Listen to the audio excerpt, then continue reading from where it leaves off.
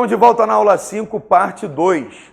Agora nós vamos começar a estudar aí especificamente a tutela de urgência. Fazendo um breve resumo aqui, no bloco passado nós vimos que a tutela provisória, ela pode ser de urgência ou de evidência. Agora nós vamos mudar aqui o mapa, vou colocar a tutela de urgência aqui. Ela pode ser de urgência ou de evidência. Então só tenho duas, não tem mistério aqui. De urgência ou de evidência. Lembrando que a tutela de urgência, ela pode ser antecipada ou cautelar. E mais uma lembrança aqui que nós vimos no bloco anterior, ela pode ser antecedente, ou seja, antes do processo, ou incidental.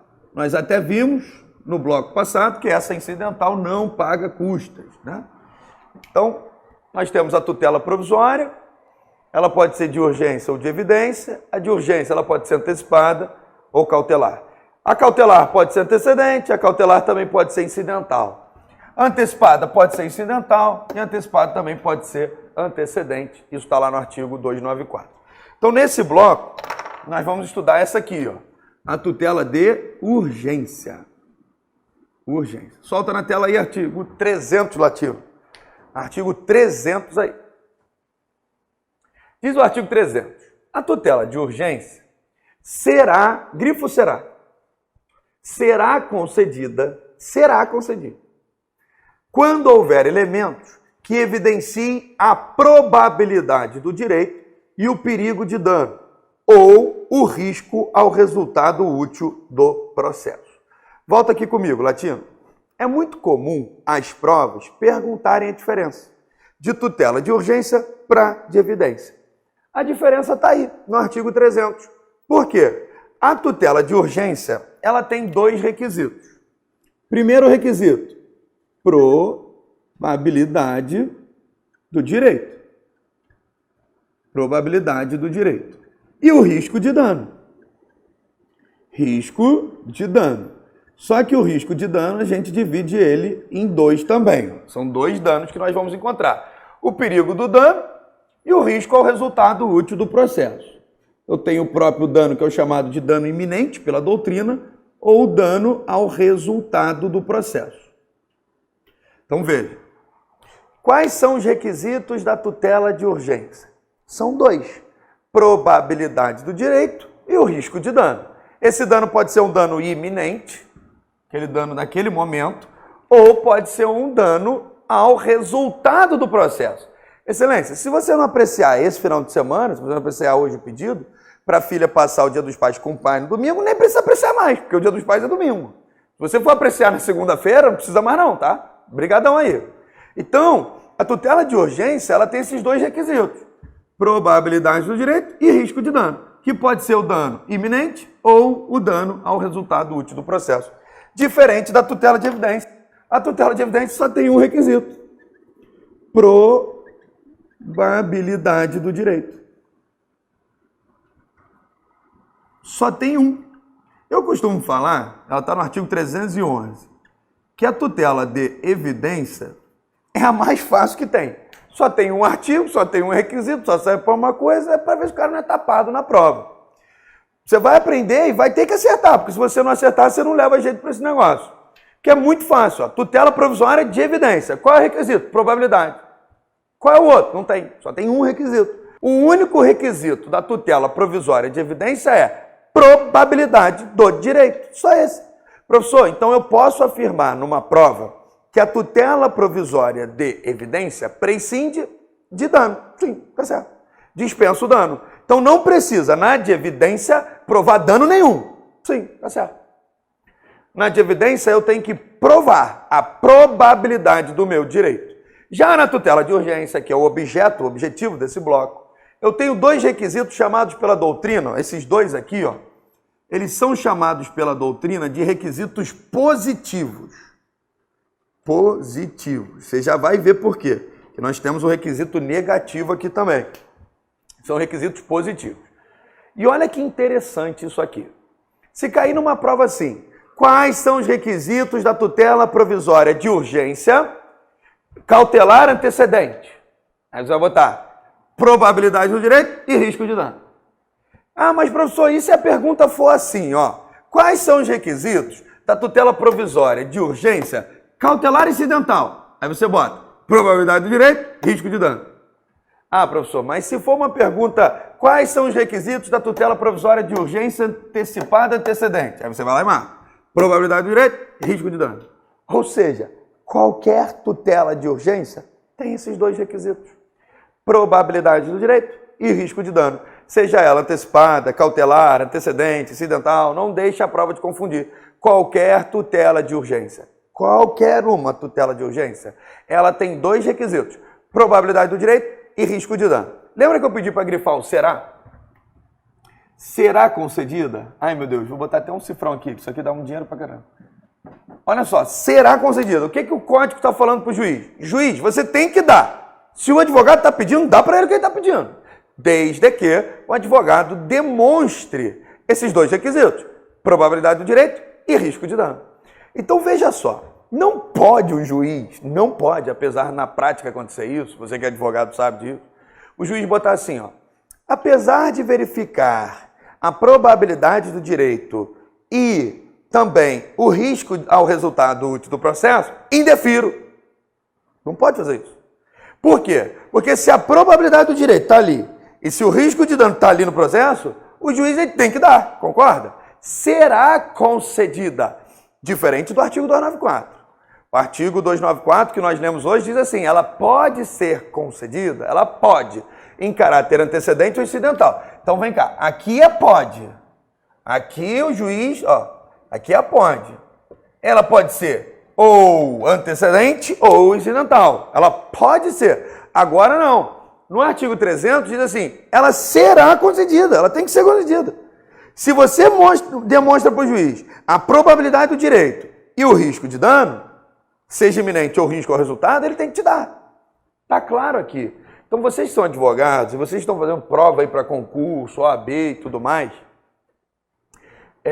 toma muito cuidado com a questão se ela está no poderá ou no será. Porque se os elementos, se os requisitos ficam demonstrados, ela será concedida. Ela deve ser concedida. E na prática forense aí, muita gente manda mensagem para dar dicas práticas.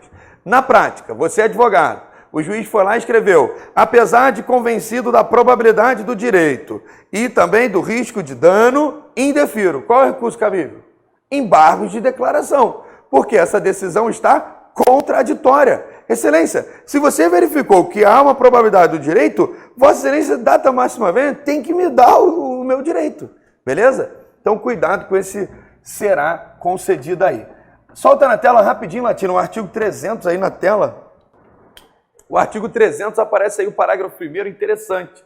Para a concessão de uma tutela de urgência, o juiz pode, conforme o caso, exigir uma caução real ou fidejussória idônea para ressarcir os danos que a outra parte possa vir a sofrer, podendo a caução ser dispensada se a parte for economicamente hipossuficiente ou não puder oferecê-la.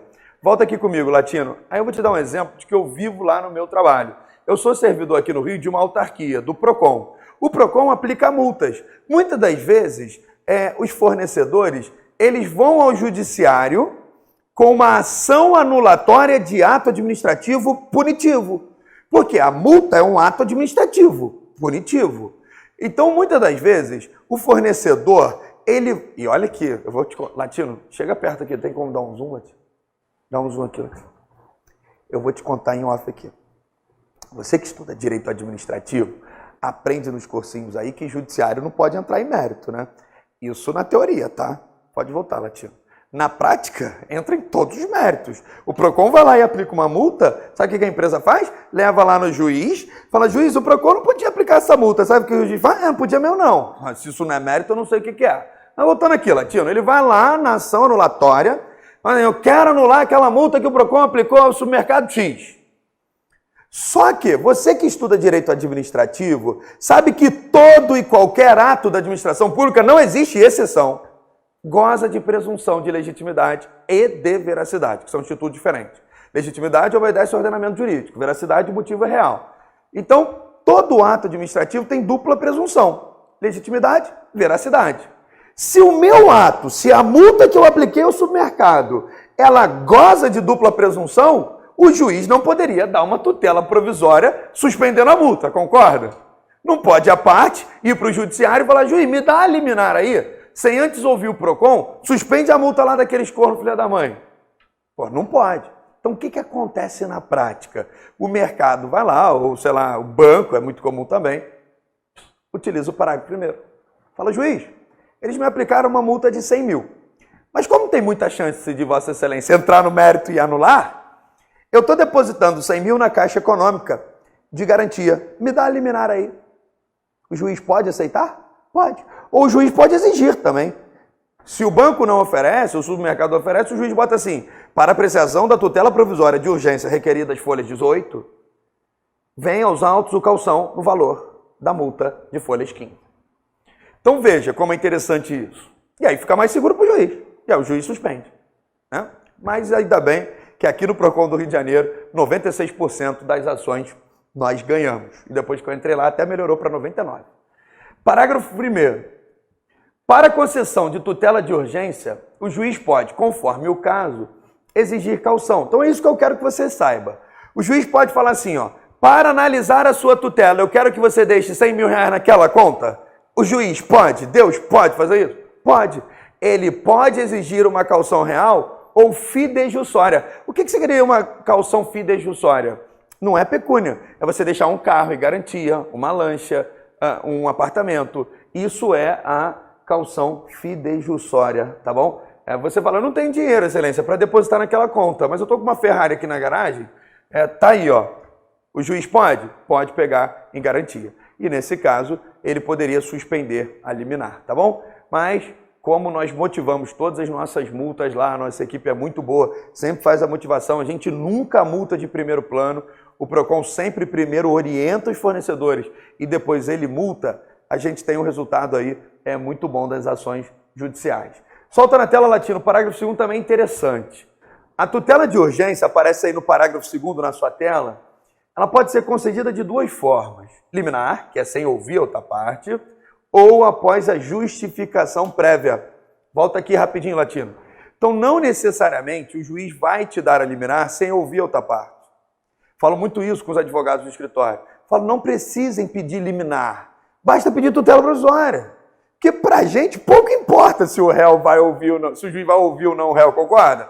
O que me importa é que ele defira o meu pedido. O que eu quero é que ele defira. Você vai ouvir o Papa, o Obama, o Trump, aquele maluco lá do Bolsonaro, você vai ouvir seja lá quem for, mas não importa. O que me importa, e importa o meu cliente, é que ele defira o meu pedido.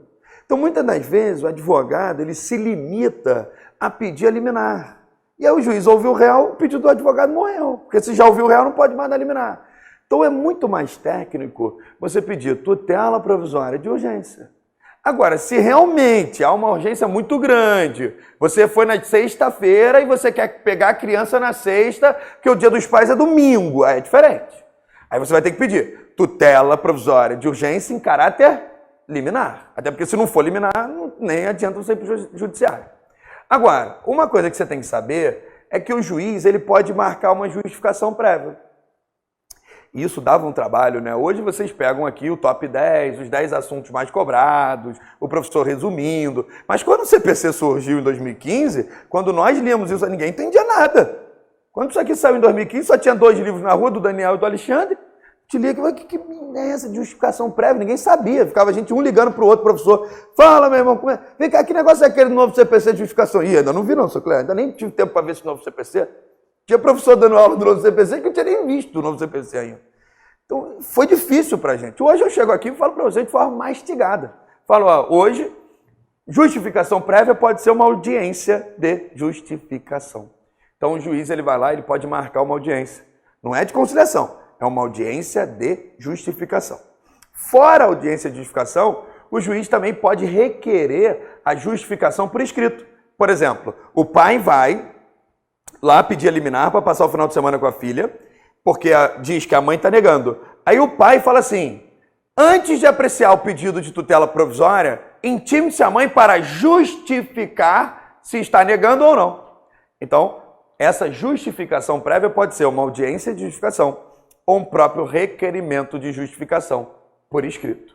Solta na tela, latino, parágrafo 3º, conhecido como requisito negativo. Está aparecendo aí na tua tela. O parágrafo 3º do artigo 300 diz que a tutela provisória de urgência de natureza antecipada não será concedida quando houver perigo de irreversibilidade dos efeitos da decisão.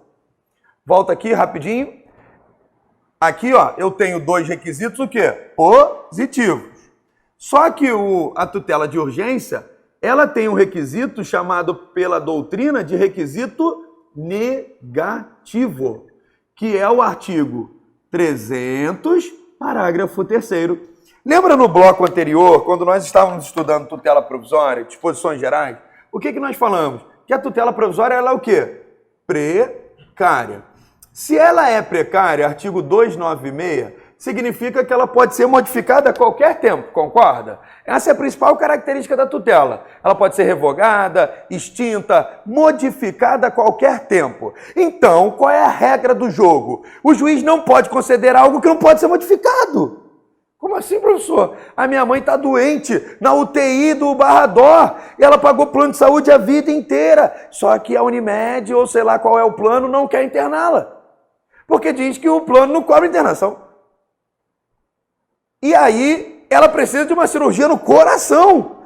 Eu te liguei e me falaram aqui no hospital que eu preciso ir a um tal de plantão judiciário e conseguir uma tal de liminar. E na mesma hora eu falei, porra, vou ligar para o Sancler.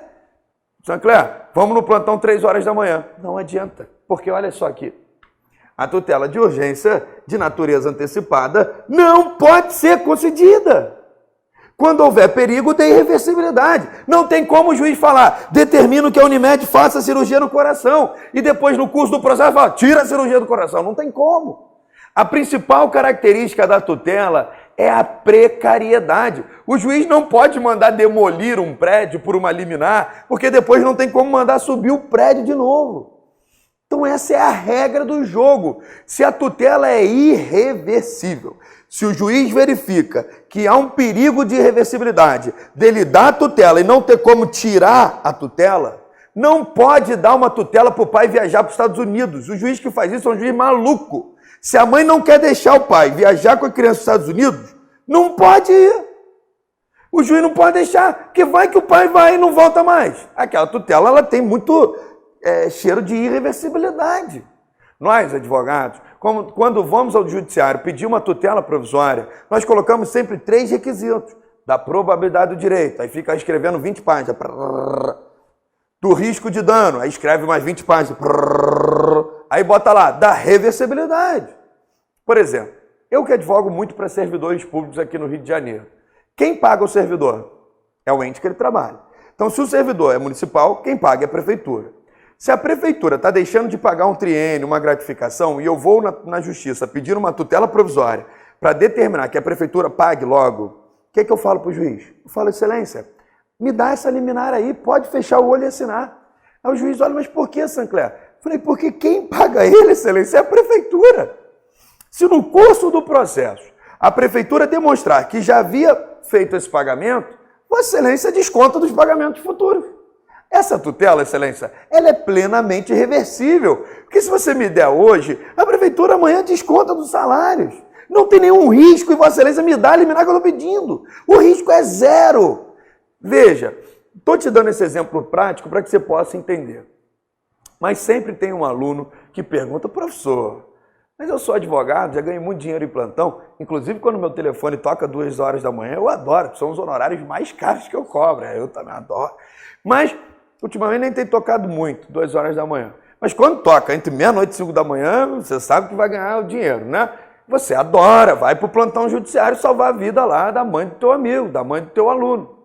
E eu já consegui muito, professor, liminar em plantão para juiz dar a tutela. Mas aí conseguiu por uma outra regra. Nesse momento nós estamos estudando a regra do jogo. A regra é o juiz não pode dar. Mas o juiz na prática não dá? Dá. Por quê? Porque nós já estudamos isso aqui, ó, norma. E nós já vimos, e vocês estudam isso no direito público, no direito administrativo. O que é uma norma? Norma é regra ou princípio. Isso é uma norma. Regra ou princípio. Princípio é diferente de regra, né? Quando eu tenho conflito de regra, eu tenho 3 critérios para aplicar na prática. Para saber qual é a regra, qual é a norma que eu vou aplicar no caso concreto. A primeira regra é o da hierarquia. Ah, calma aí, professor. O CPC diz que não pode aplicar, mas a Constituição tem um dispositivo lá que diz que pode. Qual que eu aplico? Constituição. Então, se eu tenho conflitos de regra e eu tenho uma que é hierarquicamente superior, qual que eu aplico? Aquela que é superior. Eu tenho também uma outra técnica, que é a da cronológica. A lei posterior revoga a lei anterior. Em tese é assim. Eu vou aplicar a lei mais moderna, a lei mais nova. E eu tenho também uma outra técnica, que é a técnica da especialidade. Se aquela lei é específica para plano de saúde, se é uma lei específica para aquelas regras, se vai fazer a cirurgia ou não, eu tiro o CPC e aplico a lei específica. Se eu tenho um conflito de princípios, eu não tenho, vocês que estudam direito público, sabem que não existe hierarquia entre princípios. Eu não posso falar que o princípio da supremacia, do interesse público, o seu interesse privado, vale mais do que o princípio da proporcionalidade. Não pode falar isso, é totalmente errado. No direito administrativo não existe hierarquia entre princípios. Qual é a técnica que eu vou aplicar aqui? Eu aplico uma técnica só, que é a técnica de ponderação. Ponderação. Então veja, eu vou aplicar uma técnica que é a técnica de ponderação. Eu vou ver, no caso concreto, qual é o princípio que deve ser aplicado e pondero e aplico aquele. O que o novo CPC fez?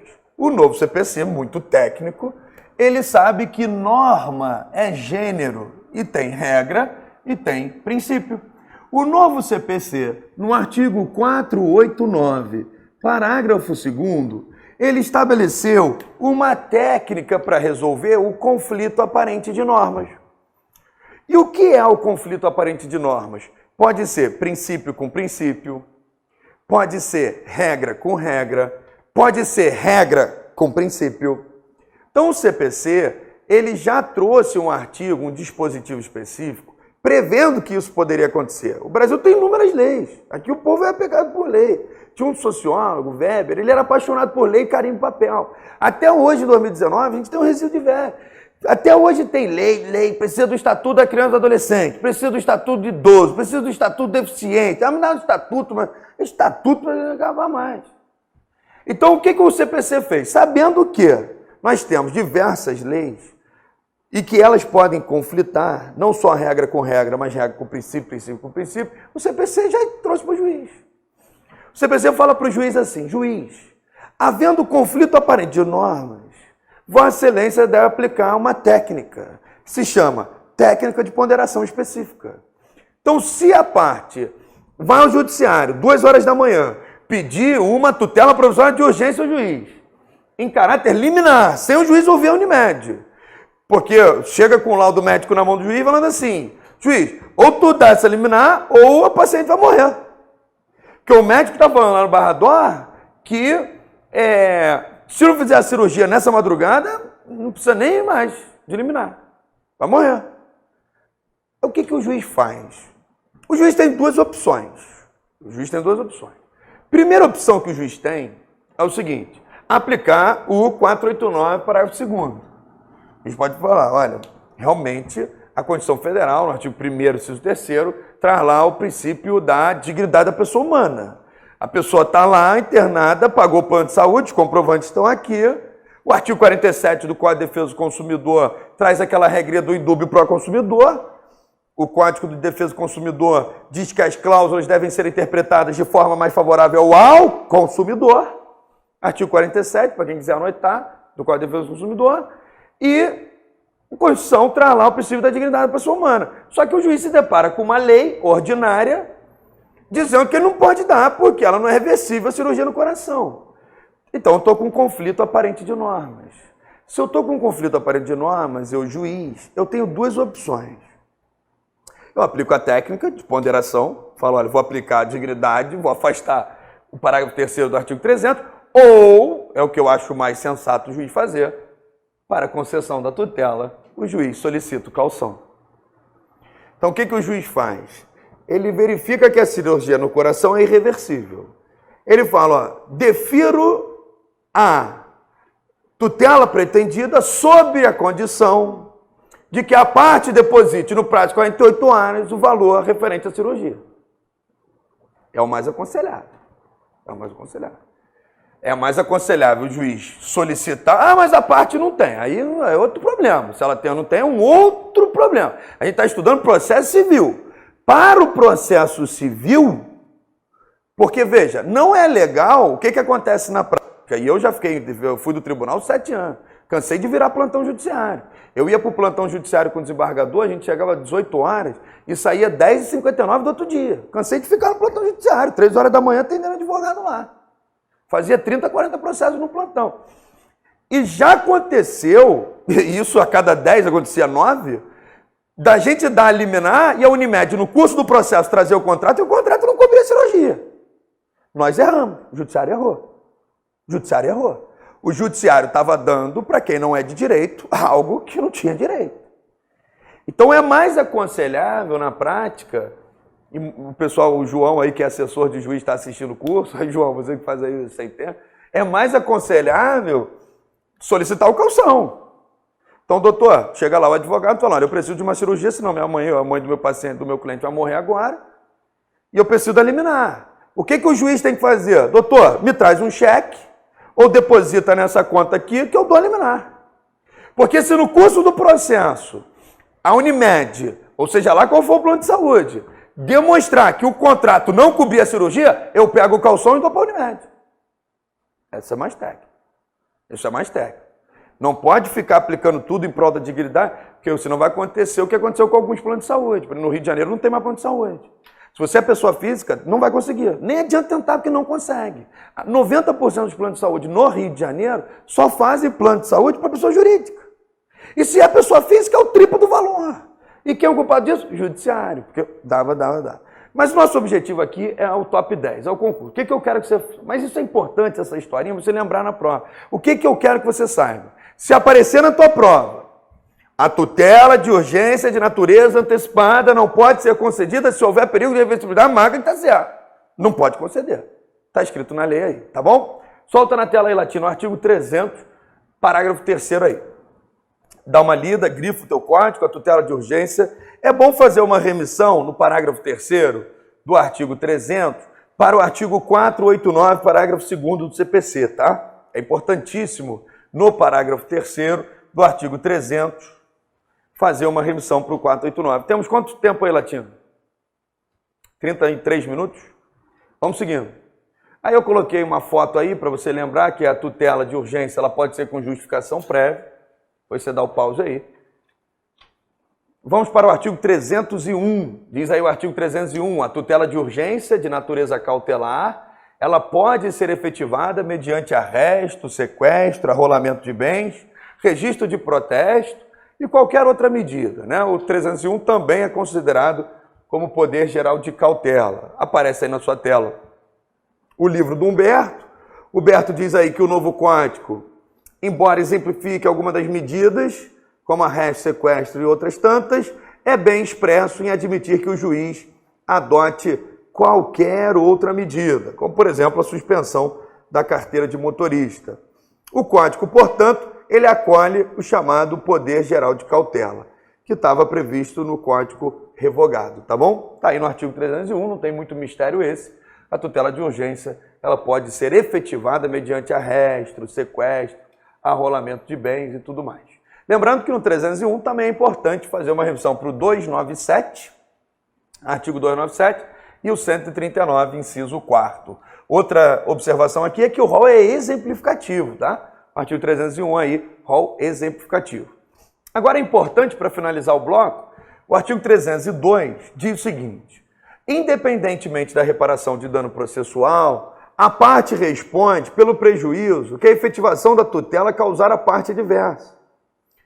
Olha aí, volta aqui comigo, Latino, é aquilo que nós estávamos falando. O camarada chegou lá no plantão e falou para mim, se você não deve ferir me eliminar, minha mãe morre. Se minha mãe morrer, tu morre também, volta aqui e te mato. A gente sofria ameaça no plantão o dia inteiro.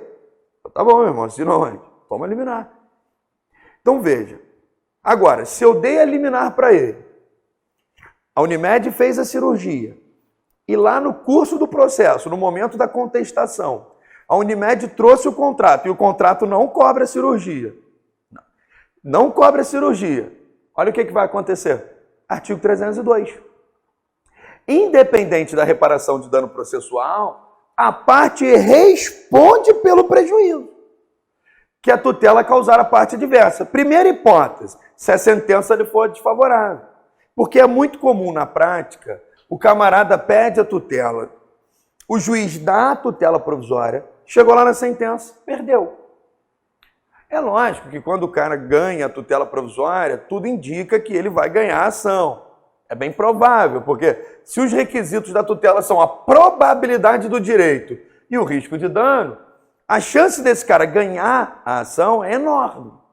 A chance é enorme. Mas pode acontecer da Unimed trazer o contrato no curso do processo e tá lá uma cláusula de negrito, tamanho 12, dizendo, não tem cirurgia.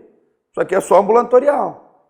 Então, nesse caso, a parte vai ter que responder pelo prejuízo, ou seja, pelo valor da cirurgia, pelos honorários, tá? E pelos danos processuais. Primeira hipótese, quando a sentença lhe for desfavorável. Segunda hipótese, ela foi obtida liminarmente, mas não foi possível fornecer os meios necessários para citar o réu.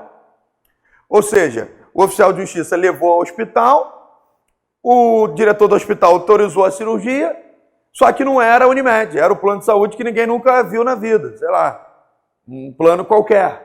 Não deu o endereço do plano, não forneceu os meios, sinto muito, vai responder pelo dano processual. O inciso terceiro, quando ocorrer a cessação da eficácia, em qualquer hipótese legal. Cessação da eficácia é perder o objeto, perdeu a pretensão.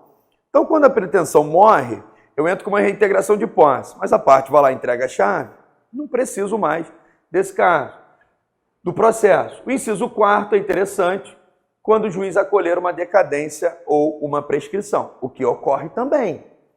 Se o juiz, no curso do processo, ele deu a tutela, o 302 é quando o juiz dá a tutela. No curso do processo, ficou verificada uma prescrição, uma decadência. Ou seja, nesses casos, a parte vai ter que indenizar a outra parte, a parte adversa, tá bom? Aí o parágrafo único diz, a indenização será liquidada nos autos em que a medida houver sido concedida. Então, o que nós vimos nesse bloco? Nós vimos as regras gerais de tutela de urgência. O que nós vamos ver no bloco seguinte? Então, nós vimos aqui, a tutela de urgência. No bloco seguinte, nós vamos estudar essa aqui, a tutela de urgência antecipada. Então, nós já vimos as regras gerais, as disposições gerais, que está do 294 ao 299. E nós vimos agora o artigo 300 ao 301, que são as disposições gerais da tutela de urgência. No próximo bloco, nós vamos estudar o 300 e... Aqui vai para o 302, né? No próximo bloco, nós vamos ver o 303 em diante, na tutela de urgência antecipada. Um grande abraço para você e até o próximo.